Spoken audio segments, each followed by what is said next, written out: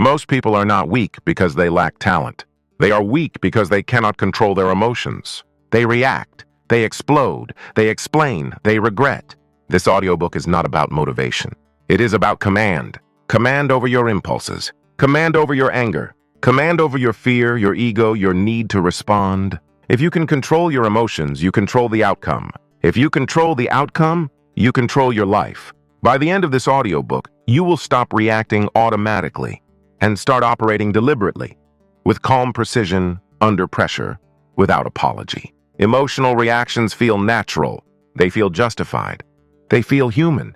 And that is exactly why they are dangerous. Every time you react emotionally, you expose yourself. You show the world where you are soft. You reveal what controls you. You tell people without words exactly how to push you. That's the first truth you must accept. Emotional reactions are not harmless. They are a liability. You have a choice. You can believe emotions are private, internal experiences, or you can accept reality. Emotions are signals. Signals that others observe, decode, and exploit. That's the key. The moment you raise your voice, someone learns they can intimidate you. The moment you rush to explain, someone learns you fear misunderstanding. The moment you get defensive, someone learns where to apply pressure. And once someone knows your triggers, you no longer control the interaction. They do. This is why the first person to react loses. Say it again. The first person to react loses. Not sometimes. Not emotionally intense situations only. Always. Because reactions are information leakage.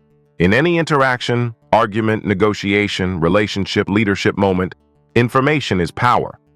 Whoever reveals more loses leverage, and emotional reactions reveal everything. Your insecurity, your impatience, your need for approval, your fear of conflict. You don't need their permission to stay calm. You don't need their permission to pause. You don't need their permission to say nothing. Yet most people give it away instantly. They react before they think. They speak before they decide. They defend before they understand. And then they wonder why they feel controlled. Let's be precise here. This is not about suppressing emotions. It's not about pretending you feel nothing. It's about refusing to let emotions dictate your behavior. It's not about what you feel. It's about what you do. That's the discipline. Look at negotiations. The weakest negotiator is always the one who reacts first. The one who flinches at a price. The one who rushes to justify their position. The one who fills silence because it feels uncomfortable. Silence makes them anxious. So they talk. They reveal. They concede. The calm negotiator waits. They observe. They let the other side expose themselves. And slowly, without force, the balance shifts. The first person to react loses. Now look at arguments. Most arguments are not about truth. They are about emotional dominance. One person provokes. The other reacts. Voices rise. Control disappears. The one who reacts emotionally feels powerful in the moment. But they've already lost. Because the calm person now controls the pace. They control the narrative. They decide when the conversation ends. You have a choice. You can chase emotional release, or you can maintain emotional control. One feels good for seconds. The other pays dividends for life. Leadership failures follow the same pattern. The leader who reacts emotionally creates instability. Teams don't trust unpredictability. They don't respect volatility. People follow calm. They follow consistency. They follow the person who doesn't break under pressure. Every emotional outburst chips away at authority. Every defensive explanation lowers status. Every reactive decision teaches people how to manage you. That's the cost most people never calculate. They think reactions are free. They are not. Reactions cost respect. They cost leverage. They cost long-term outcomes. You don't need their permission to stay composed. You don't need their permission to delay your response. You don't need their permission to choose control over comfort. But comfort is addictive. Reacting feels like relief. Explaining feels like closure. Defending feels like justice. And all of it is weakness in disguise. That's not an insult. That's a diagnosis. Emotional leakage happens because people fear silence. They fear being misunderstood. They fear losing the moment. So they rush to fill space with emotion. Calm people don't fear space. They use it. This is where discipline begins. The discipline to pause when triggered. The discipline to say less when emotional. The discipline to do nothing when every impulse screams to react. You have a choice. When someone provokes you, you can react and teach them how to control you, or you can pause and keep the advantage. When someone criticizes you, you can defend and reveal insecurity, or you can stay silent and let uncertainty work in your favor. When pressure rises, you can explode and lose authority, or you can stay calm and increase it. That's the key. Emotional control is not passive. It is strategic restraint. You are not weak for staying calm. You are disciplined. You are not losing by waiting. You are gathering information. You are not avoiding conflict. You are choosing the terrain. The first person to react loses, because reactions hand control to the outside world. And this audiobook exists for one reason: to take that control back. But control doesn't start externally.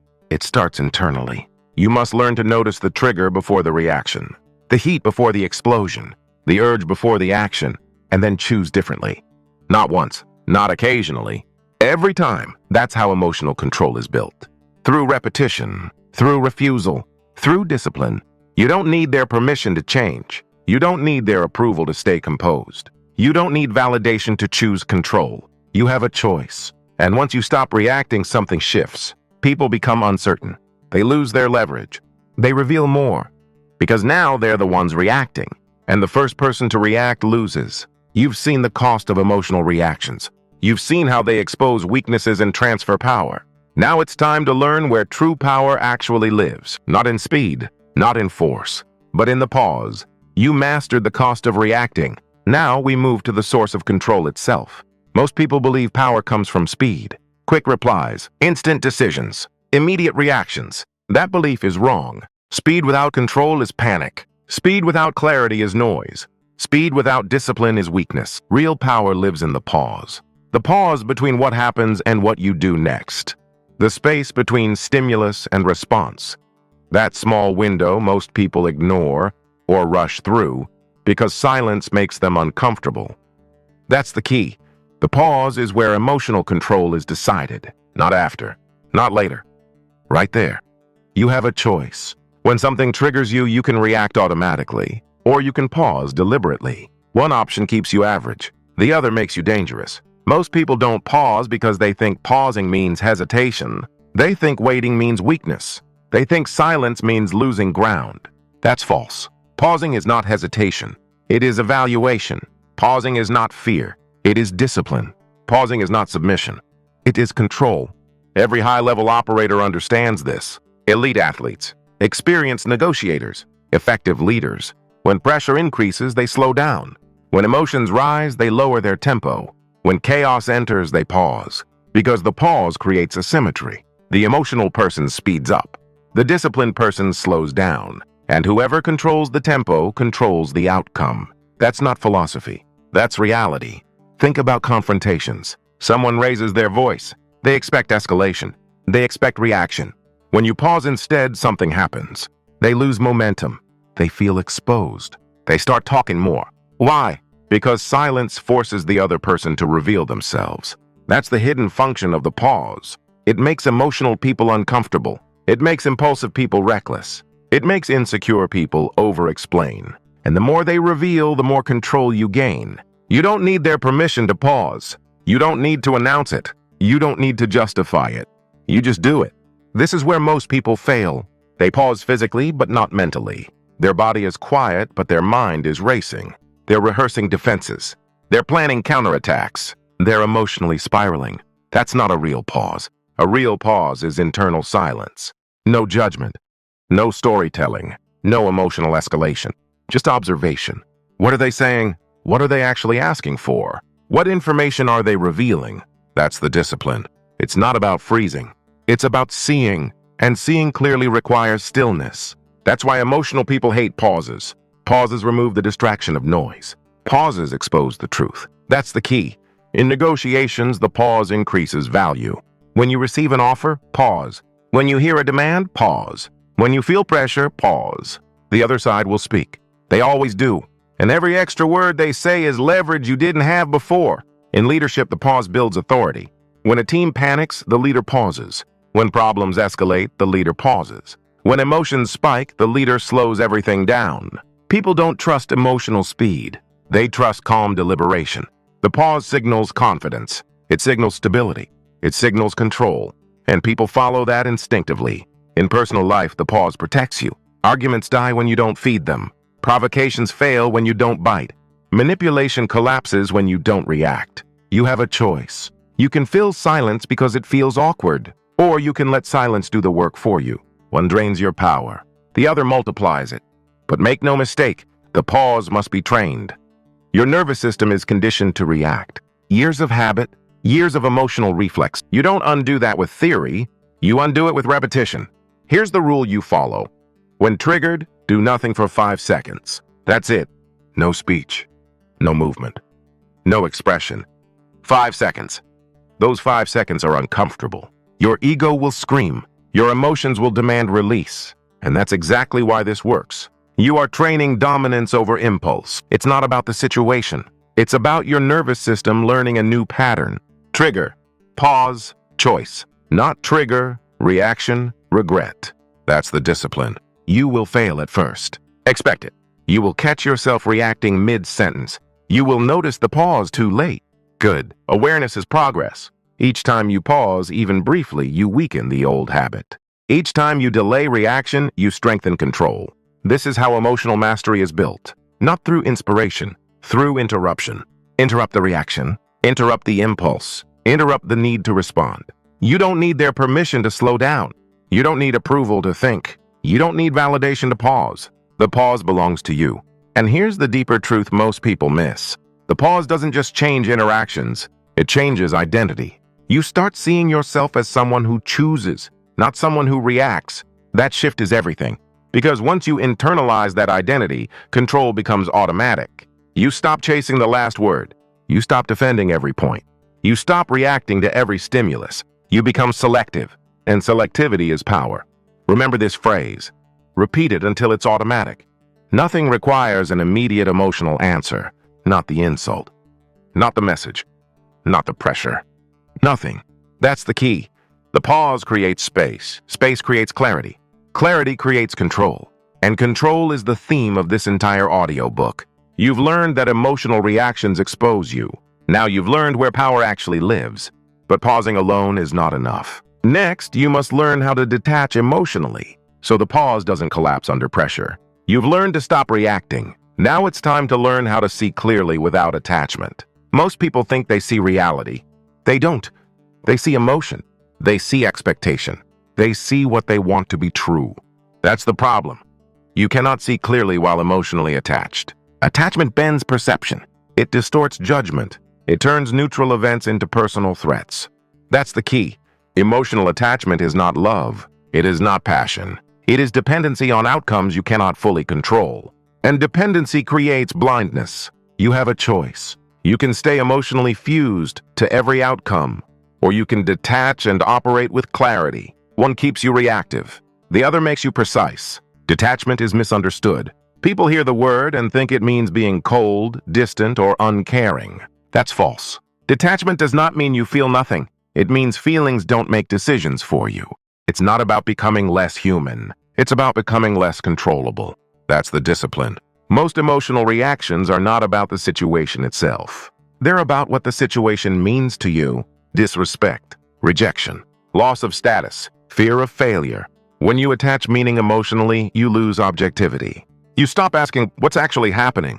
And start asking, what does this say about me? That shift is where clarity dies. Detached people don't personalize everything. They analyze. They ask better questions. They see patterns instead of insults. They see leverage instead of threat. That's the key.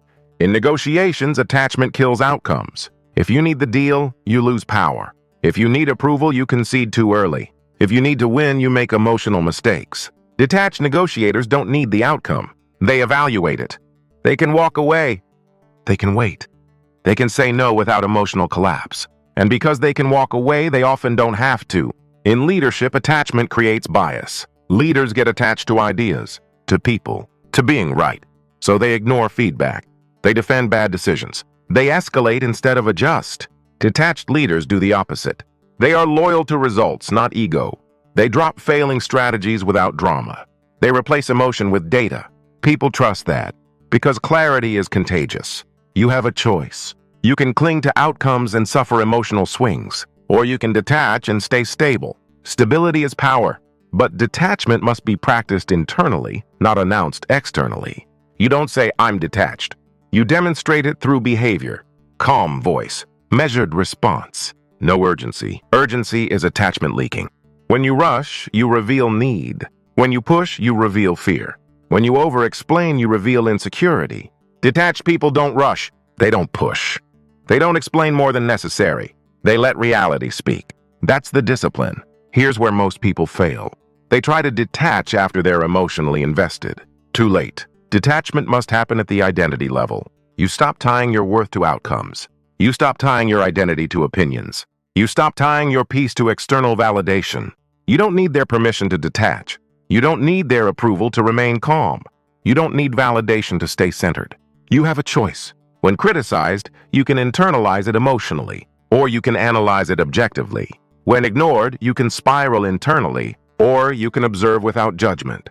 When challenged, you can defend emotionally, or you can evaluate strategically. That's the key. Detachment creates emotional distance. Distance creates perspective. Perspective creates better decisions. This is why emotional people feel exhausted all the time. They are constantly inside the storm. Detached people stand outside it. They still see the storm. They just aren't being thrown around by it. Now let's get practical. Detachment starts with language. Change how you speak internally. Instead of, "This is happening to me," say, "This is happening." Remove yourself from the narrative. Instead of, "They disrespected me," say, "They expressed frustration." Instead of, "I'm failing," say, "This attempt didn't work." Language creates distance. Distance creates clarity. That's the key. Next, detach from timing. Emotional people rush outcomes. They want closure now, validation now, results now. Detached people allow time to work. They understand that patience is leverage. If you can wait longer than the other person, you win. That applies everywhere. Business, relationships, conflict. Waiting without emotional agitation is dominance. You have a choice. You can let impatience control you, or you can use patience as a weapon. It's not about speed. It's about control. Now understand this clearly. Detachment does not mean inaction. It means intentional action. You still move. You still decide. You just don't let emotion decide for you. Detached action is clean. Emotional action is sloppy. Detached action is measured. Emotional action is excessive. That's the difference. You will feel emotions. That's unavoidable. The mistake is letting them sit in the driver's seat. Emotions are passengers. You are the driver. You have a choice. Every situation asks one question. Who's in control right now? If the answer is emotion, you're losing. If the answer is awareness, you're winning. That's the key. As you detach, something interesting happens. People start revealing themselves. Emotional people escalate. Manipulative people push harder. Insecure people overreact. And because you're detached, you see it clearly. You don't take the bait. You don't personalize. You don't react. You observe. And observation is power. You've learned to pause. Now you've learned to detach. But detachment alone isn't enough. Because clarity without discipline still collapses under pressure. Next, you must eliminate the need that destroys detachment faster than anything else. The need to be understood. You learn to stop reacting. You learn to see clearly. Now it's time to stop explaining yourself. The need to be understood is one of the most expensive weaknesses you can carry. It looks innocent. It sounds reasonable. It feels justified. But it destroys authority. Every time you feel the urge to explain yourself emotionally, you are leaking power. Every time you rush to clarify, defend, or justify, you are lowering your position. That's the key. Strong people are not obsessed with being understood. Weak people are. Because the need to be understood comes from insecurity, not clarity. You have a choice. You can let misunderstanding trigger you, or you can let results speak for you. One path keeps you reactive. The other makes you untouchable. Most people explain themselves for the wrong reasons. They say it's about honesty. They say it's about transparency. They say it's about communication. It's not. Most explanations are emotional defenses. You explain because silence feels threatening. You explain because you fear being judged. You explain because you want control over how others perceive you. That's not strength. That's fear dressed up as logic. That's the discipline you must break. Look closely at powerful individuals. They do not over-explain. They do not rush to clarify. They do not panic when misunderstood. They allow ambiguity because ambiguity keeps leverage on their side. When you explain too much, you remove mystery. When you remove mystery, you remove authority. You don't need their permission to stay silent. You don't need their approval to let them misunderstand. You don't need validation to keep your mouth closed. You have a choice. When criticized, you can explain, or you can pause. When questioned, you can justify, or you can state your position once and stop. When misunderstood, you can chase clarity, or you can let time and behavior correct perception. That's the key. Explanations invite debate. Silence ends it. The moment you start explaining, you signal that your position is negotiable. You signal uncertainty. You signal emotional investment. Detached people don't negotiate their identity. They act. They observe. They move on. Now let's be precise. This is not about never explaining anything. This is about eliminating emotional explanations. There is a difference. Strategic explanation is brief, factual, and controlled. Emotional explanation is long, defensive, and reactive. You must learn to recognize the difference. Ask yourself one question before you speak. Am I explaining to inform or to defend? If the answer is defend, stop. That's the discipline. In leadership, the need to be understood weakens command. Leaders who over-explain lose respect. Teams don't need emotional reasoning. They need direction, clear instruction, consistent behavior, predictable standards. That's what builds trust. In arguments, explanations fuel fire. The more you explain, the more material the other person has to attack. They twist your words. They escalate emotionally. Silence collapses conflict faster than logic ever will.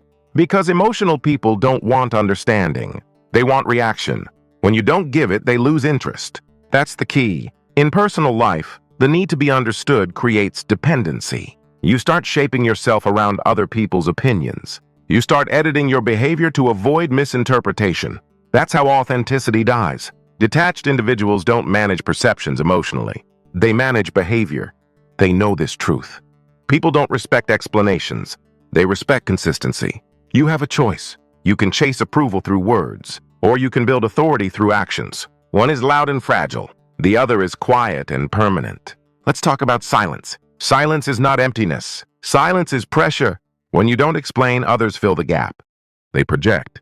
They assume. They reveal their expectations. And you learn a lot. Silence gives you information without effort. That's power. Most people fear silence because it removes their sense of control. They think speaking keeps them safe. It doesn't. Speaking emotionally hands control to the other person. Silence takes it back. That's the discipline. Now understand this clearly. People will misunderstand you no matter what you do. Even perfect explanations get distorted. Even good intentions get questioned.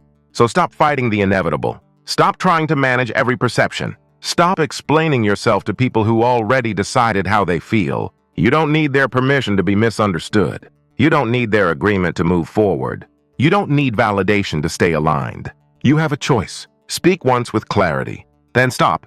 Let behavior do the rest. That's the rule. When you remove the need to be understood, something changes internally. You stop performing. You stop defending. You stop carrying emotional tension in conversations. You become lighter, calmer, more deliberate. And that calm becomes your presence. People feel it. They may not understand you, but they will respect you. And respect is more valuable than understanding, because respect creates space. Understanding creates debate. That's the key. You've learned to stop reacting. You've learned to pause. You've learned to detach. You've learned to stop explaining. But emotional control is not complete without internal order, because even silent people can still be chaotic inside. Next, we go inward. You mastered external restraint. Now it's time to master the voice inside your head. Every loss of control starts inside your head. Not outside. Not in the situation. Not in other people. Inside. Before you react outwardly, you react inwardly. Before you speak, you narrate.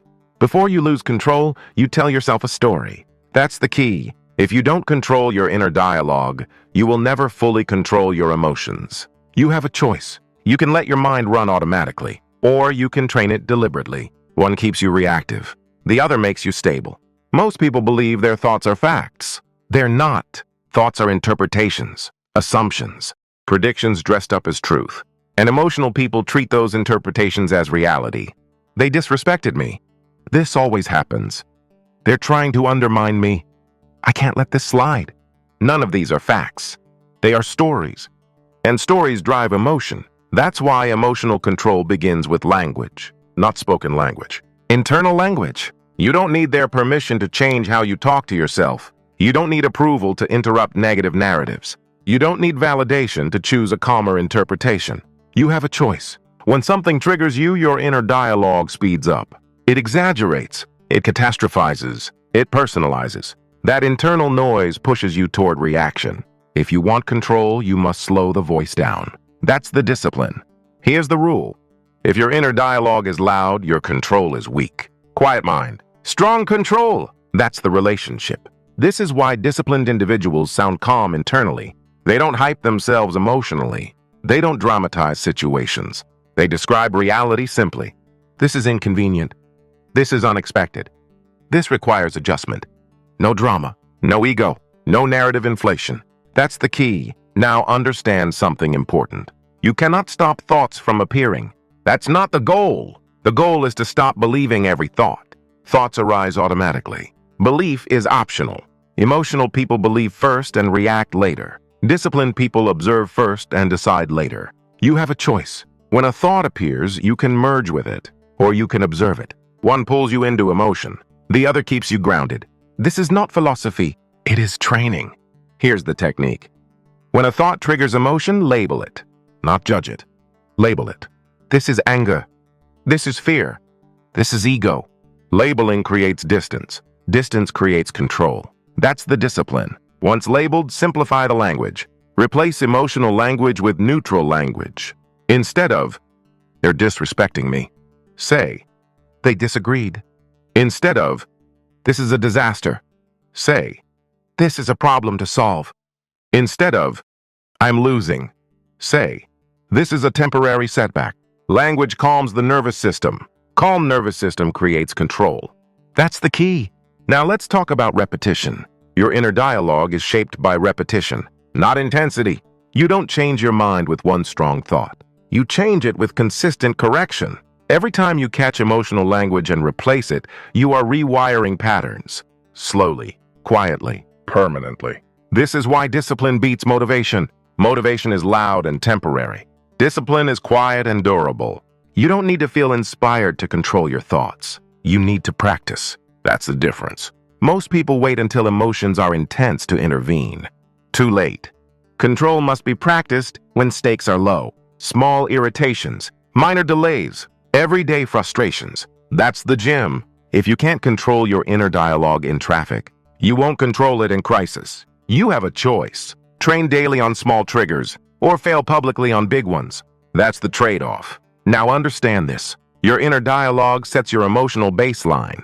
If it's aggressive, you're tense. If it's fearful, you're anxious. If it's negative, you're reactive. Change the dialogue, change the baseline. And once the baseline shifts, control becomes easier. This is why some people appear unshakable. Not because nothing affects them, because their internal language is stable. They don't mentally escalate. They don't insult themselves internally. They don't replay scenarios obsessively. They don't argue in their head. They stop the loop. That's the key. Here's another rule. If you're mentally arguing, you're emotionally losing. Internal arguments keep you engaged. Engagement feeds emotion. Emotion demands expression. Cut the argument. Cut the reaction. You do this by returning to facts. What happened? What do I know for sure? What is required next? Facts are cold. Facts are grounding. Facts restore control. You don't need their permission to think clearly. You don't need approval to stop spiraling. You don't need validation to choose composure. You have a choice. Every thought is an invitation, not a command. Accept the invitation or decline it. That's emotional mastery. As you gain control over your inner dialogue, something changes. External triggers lose strength. Provocations feel weaker. Pressure feels manageable. Because the real battle was never outside. It was internal. You've learned to control reactions. You've learned to pause. You've learned to detach. You've learned to stop explaining. You've learned to quiet the mind. But none of this works without consistency. Without daily structure, control collapses under fatigue. Next, we move from internal mastery to external behavior. Because emotional control is proven through action, not thought. You've mastered the inner voice. Now it's time to harden it through daily discipline. Emotional control is not proven in moments of insight. It is proven in moments of resistance. When you don't feel like doing the right thing, and you do it anyway. That's the key. Most people think emotional control is a mindset. It's not. It's a behavior pattern. You don't become emotionally strong by understanding emotions. You become emotionally strong by obeying structure when emotions resist. You have a choice. You can let emotions decide your actions, or you can let discipline override them. One makes you unstable. The other makes you reliable. And reliability is power. Discipline is emotional control in its purest form. Because discipline does not negotiate with mood. It does not ask how you feel. It does not wait for motivation. It does not care about comfort. It executes. That's why disciplined people appear calm under pressure. Their behavior is not powered by emotion. It's powered by systems, and systems don't panic. That's the discipline most people avoid. They want control without structure, calm without effort, stability without sacrifice. That doesn't exist. If your life has no structure, your emotions will run it. If your days are unplanned, your reactions will plan them for you. That's the reality. Look closely at emotionally reactive people. Their routines are inconsistent. Their sleep is irregular. Their habits change with mood. Chaos externally creates chaos internally. Disciplined people reverse that. They impose order on behavior, so emotion has nowhere to hide. That's the key. Wake up at the same time. Train when you don't feel like it. Work even when motivation disappears. Eat with intention, not impulse. These are not productivity hacks. They are emotional regulation tools. Because discipline stabilizes the nervous system. When your body knows what comes next, your mind stops scanning for threats. Predictability creates calm. That's why discipline works when nothing else does. You have a choice. You can build routines that support emotional control, or you can live reactively and call it freedom. One builds strength. The other builds excuses. Here's the truth most people avoid. Emotional reactions increase when discipline decreases. Skip sleep. Emotions spike. Skip training. Frustration rises. Skip structure. Impulsivity grows. This is not psychological theory. It's biological reality. Your nervous system needs rhythm. Discipline gives it rhythm. That's the discipline behind discipline. Now let's address the biggest lie people tell themselves. I'll be disciplined when I feel better. Wrong. You feel better after discipline, not before. Waiting to feel ready keeps you weak. You don't need their permission to act. You don't need motivation to execute. You don't need inspiration to stay consistent. You have a choice. Do what must be done, or do what feels good. Only one builds emotional control. Here's the rule you live by. If it improves your long-term stability, you do it, regardless of how you feel in the moment. That's the discipline. Emotionally weak people debate with themselves. Emotionally strong people decide once. Decision fatigue kills control. Structure eliminates it. This is why disciplined people seem effortless. They remove decision-making from daily life. Same wake-up time, same training window, same work blocks. Emotion doesn't get a vote. That's the key. Now understand this clearly. Discipline is not punishment. It is protection. It protects you from impulsive decisions, from emotional spirals, from reactive behavior you later regret. Every disciplined action is a vote for control. Every skipped commitment is a vote for emotion. You are voting every day. Now let's talk about discomfort. Discipline requires discomfort, not extreme suffering. Controlled discomfort. Cold mornings, hard workouts, focused work sessions, silence instead of scrolling. Discomfort trains tolerance, and tolerance is emotional armor. People who avoid discomfort react emotionally to everything. People who train discomfort stay calm in chaos. That's the connection. You don't rise to the level of motivation. You fall to the level of discipline. And emotional control is no different. You have a choice. Avoid discomfort and stay fragile, or embrace structure and become stable. It's not about intensity. It's about consistency. One disciplined action per day is enough. If done every day, that's the discipline. Now here's the uncomfortable truth. If you lack discipline, you will never master emotional control. You may understand it. You may talk about it. You may admire it, but you won't live it, because emotion always wins against unstructured intent. Discipline is the only force that beats emotion reliably. That's the key. As discipline becomes routine, something shifts. You stop negotiating with yourself. You stop seeking excuses. You stop reacting impulsively. You become predictable to yourself, and self-trust grows. When you trust yourself, emotional volatility drops, because fear decreases, doubt decreases, inner conflict decreases. This is how quiet confidence is built, not through affirmation, through follow-through. You said you would act, and you did. That rewires identity. I am someone who does not react. I am someone who follows structure. I am someone who stays composed. Identity follows behavior. Always. You've learned to control reactions. You've learned to pause. You've learned to detach. You've learned to stop explaining. You've learned to control your inner dialogue. You've learned to impose discipline. Now comes the real test. Because discipline collapses the moment discomfort becomes intense, unless you train one final skill, the ability to stay inside discomfort without escaping. You built structure. Now you must build tolerance. Most emotional reactions exist for one reason: to escape discomfort. Not danger, not survival, discomfort. Boredom, tension, awkward silence, criticism, delay. That's the key. If you cannot tolerate discomfort, you will never control your emotions. Because emotions exist to push you away from uncomfortable states, and most people obey that push without question.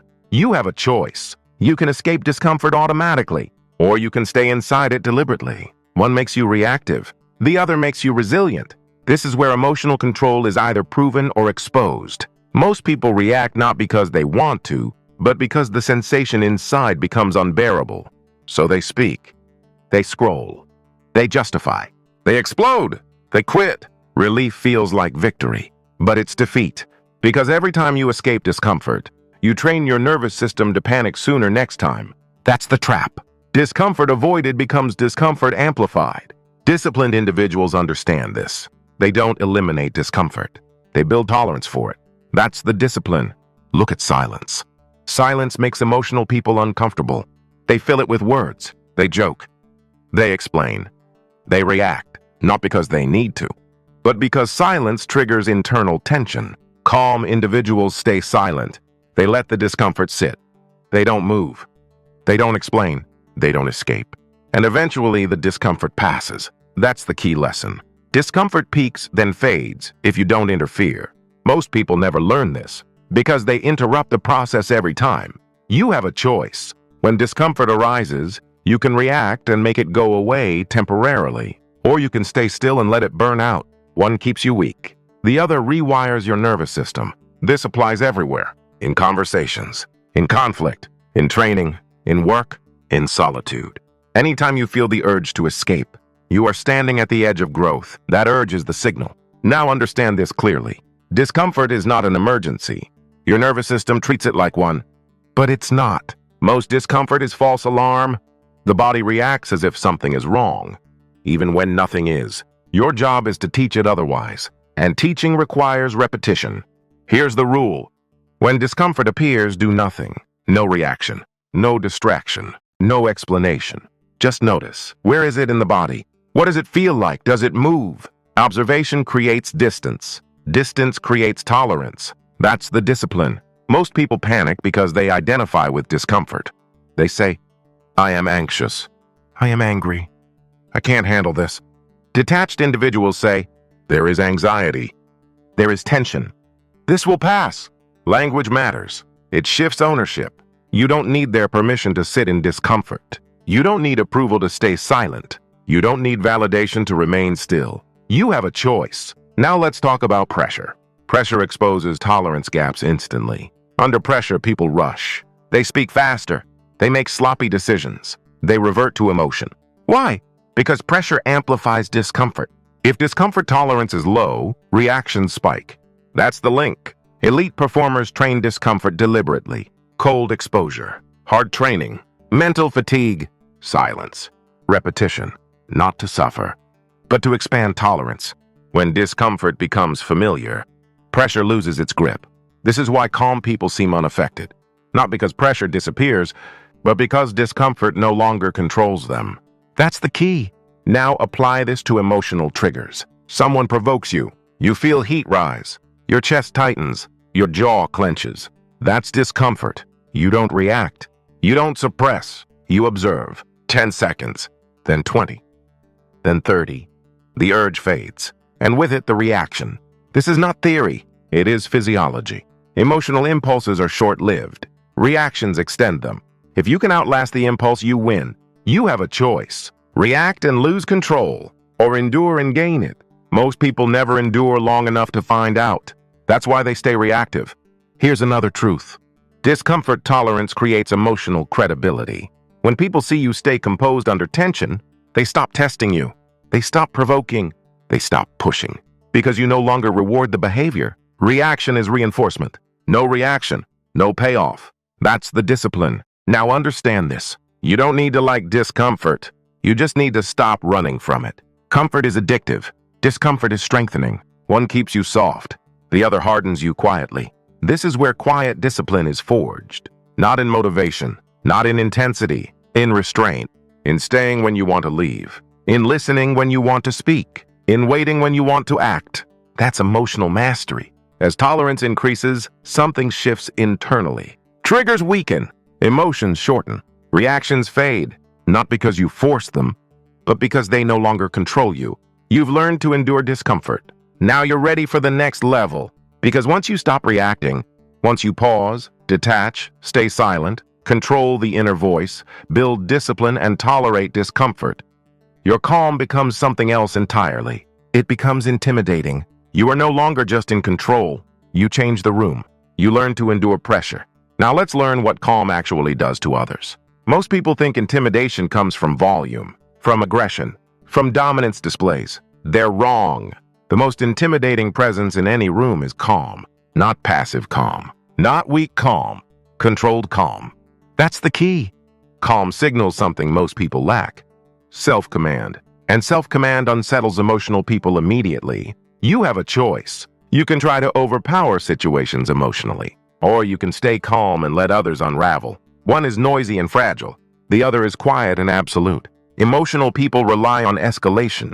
They raise their voice. They intensify pressure. They provoke reactions. Because reactions are how they gain leverage. When you stay calm, that leverage disappears. They don't know what to do with you. That's why calm feels intimidating. It removes the familiar pattern.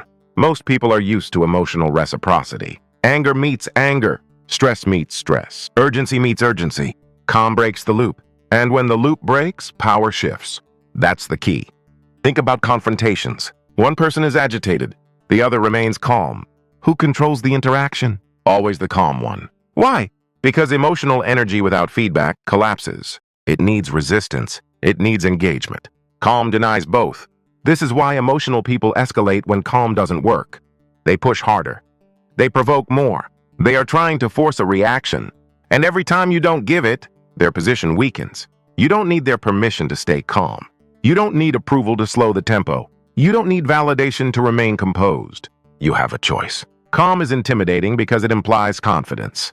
It says, without words, I am not threatened. I am not rushed. I am not reactive. That message lands hard, especially on insecure people. In leadership, calm separates authority from noise. When everyone panics, the calm leader becomes the anchor. People look to them instinctively, not because they speak the loudest, but because they don't. Calm signals stability, and stability attracts trust. That's the discipline. In negotiations, calm creates pressure. The other side expects urgency. They expect emotional tells. They expect signs of need. When they don't get them, uncertainty grows. Uncertainty weakens position. You say less. They say more. That's leverage. In personal life, calm ends manipulation. Manipulation relies on emotional hooks. Guilt, fear, urgency, drama. Calm unhooks everything. No reaction, no defense, no explanation. Manipulators lose interest quickly when there is nothing to pull. That's the key. Now understand this. Calm is not something you perform. It is something you become. Fake calm cracks under pressure. Real calm deepens. You cannot pretend to be calm if your nervous system is chaotic. That's why everything you've learned so far matters. The pause, detachment, silence, inner dialogue, discipline, discomfort tolerance. All of it builds this moment.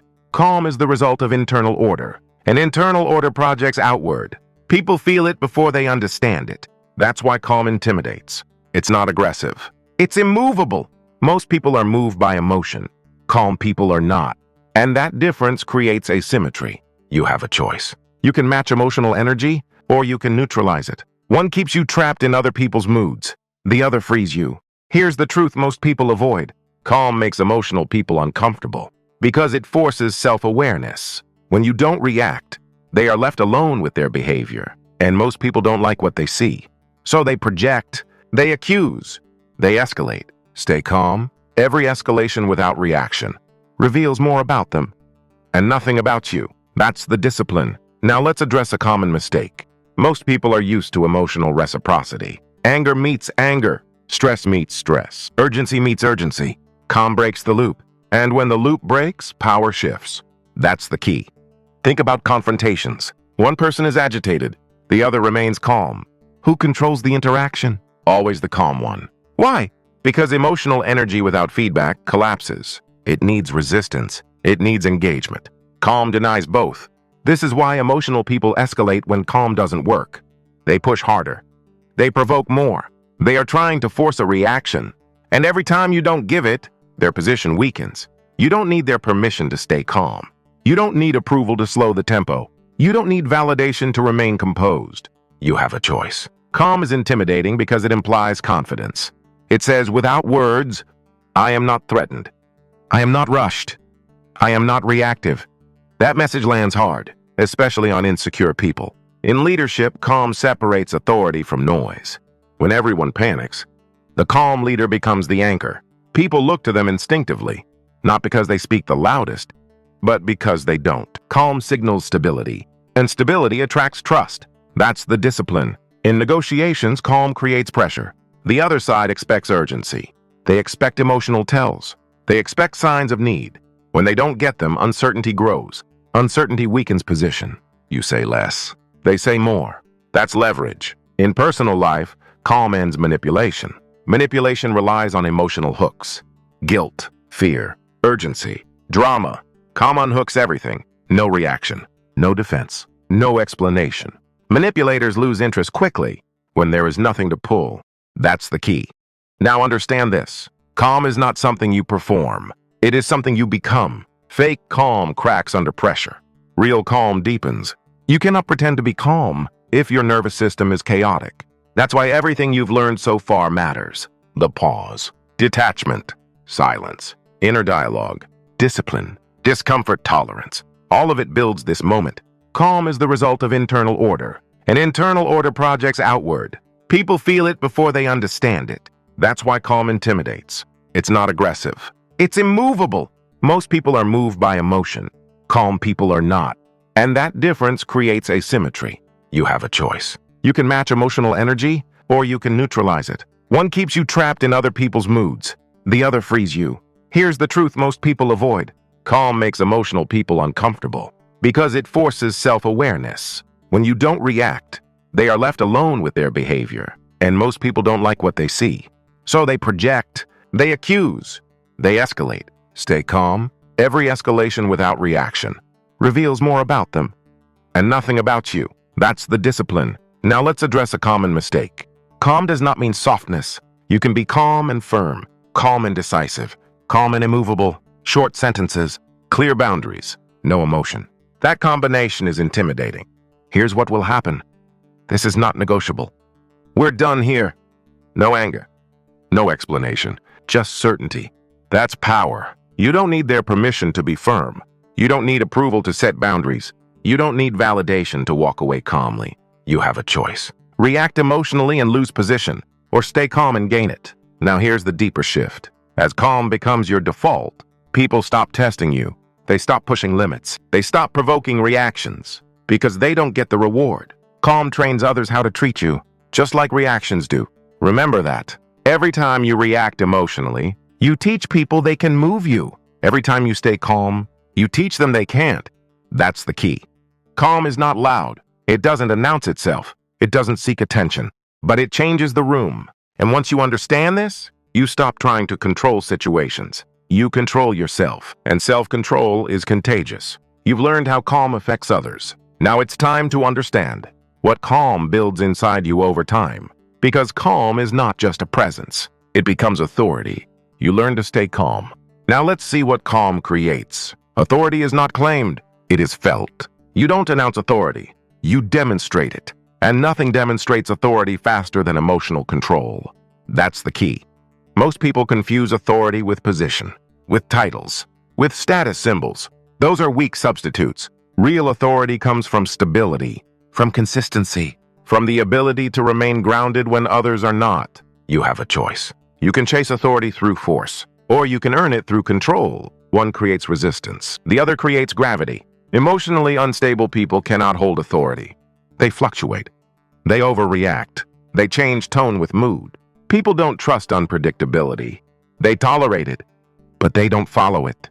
Authority requires reliability, and reliability is emotional control in action. That's the discipline. Think about who you naturally respect, not who shouts the loudest, not who demands compliance, the one who stays composed, the one who listens more than they speak, the one who doesn't rush decisions. Calm creates credibility because it signals thoughtfulness, not hesitation. That's the key. In leadership, emotional control builds trust faster than charisma. Teams watch reactions closely. How do you respond under pressure? How do you handle mistakes? How do you behave when challenged? Every reaction teaches people what to expect from you. Explosive reactions create fear. Defensive reactions create doubt. Calm responses create trust. Trust is the foundation of authority. Without it, authority collapses. In negotiations, emotional control establishes dominance. The calm negotiator dictates tempo. They don't rush concessions. They don't chase agreement. They let the other side move. And movement signals weakness. That's leverage. In personal interactions, emotional control sets boundaries without effort. You don't need to explain. You don't need to threaten. You don't need to justify. Your composure does the work. People adjust automatically. That's authority without force. You have a choice. You can demand respect emotionally, or you can command it silently. One feels powerful in the moment. The other lasts. Now understand this truth. Authority is not built in dramatic moments. It is built in small, consistent interactions. How you respond to interruptions, how you handle disagreement, how you manage stress, these moments accumulate. And over time, a reputation forms. He's steady. She doesn't react. They stay composed. That reputation becomes authority. You don't need their permission to build it. You don't need approval to maintain it. You don't need validation to embody it. You have a choice. Emotional people burn authority quickly. One outburst can undo months of progress. Controlled individuals build it slowly and keep it. This is why emotional control must be non-negotiable, not situational, not conditional, non-negotiable. Now let's address insecurity. Insecurity seeks authority. Confidence attracts it. When you react emotionally, you signal uncertainty. When you remain calm, you signal self-trust. Self-trust is magnetic. People sense it immediately. They may not like you. They may not agree with you, but they will respect you. And respect creates space. That's the key. Authority also simplifies decision-making.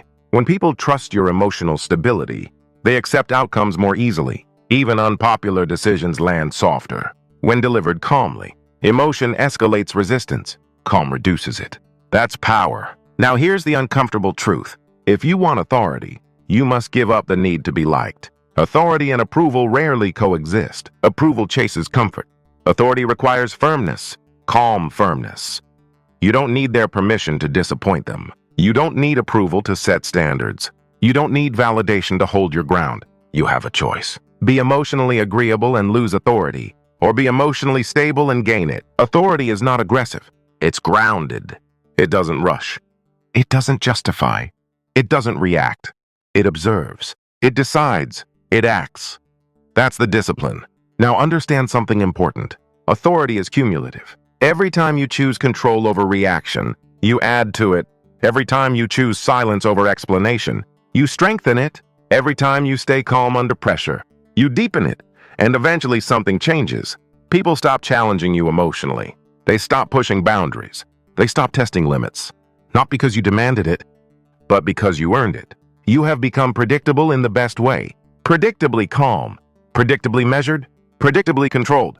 That's authority. You've learned what emotional control does externally. Now it's time to lock it in internally. Because authority disappears the moment control becomes optional. Next, we make emotional control permanent. You learned how calm creates authority. Now let's make it your identity. Everything you have learned so far leads to this point. If emotional control is optional, you will abandon it under pressure.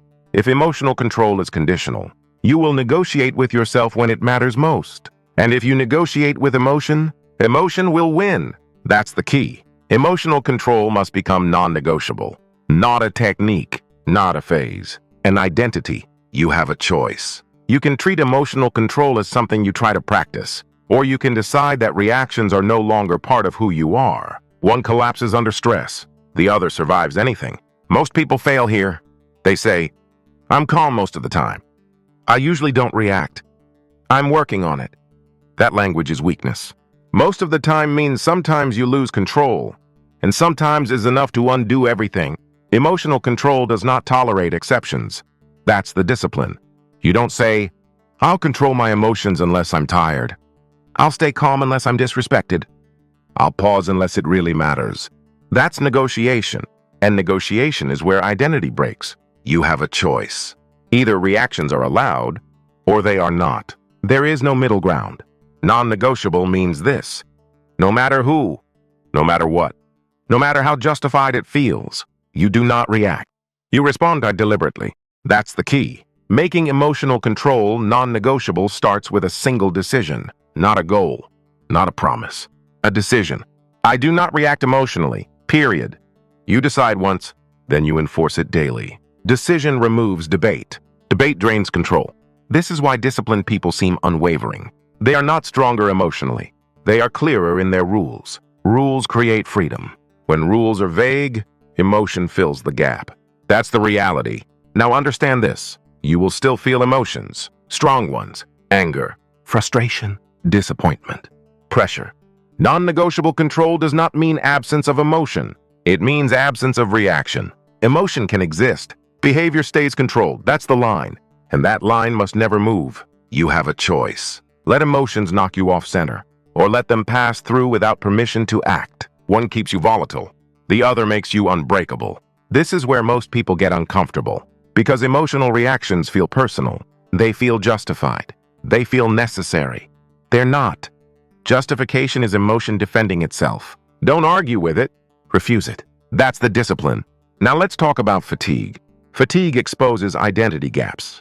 When you're tired, hungry, stressed, distracted, whatever isn't non-negotiable will disappear. That's why emotional control must be locked in before fatigue hits. You don't rise to your intentions. You fall to your standards. And standards only work when they are absolute.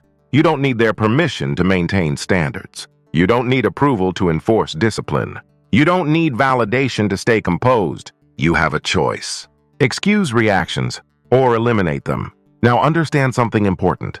Non-negotiable control simplifies life. When reactions are off the table, decisions become cleaner. No internal debate, no emotional spiral, no regret. You respond based on values, not feelings. That's clarity. And clarity reduces stress more than any coping mechanism ever will. Most people think reacting releases emotion. It doesn't. It multiplies it. Reaction leads to consequences. Consequences create rumination. Rumination fuels more emotion. Non-reaction ends the loop. That's the key. Now here's the part people avoid. Non-negotiable control will cost you comfort. You will feel misunderstood. You will feel unheard. You will feel tension without release. Good. That discomfort is the price of stability.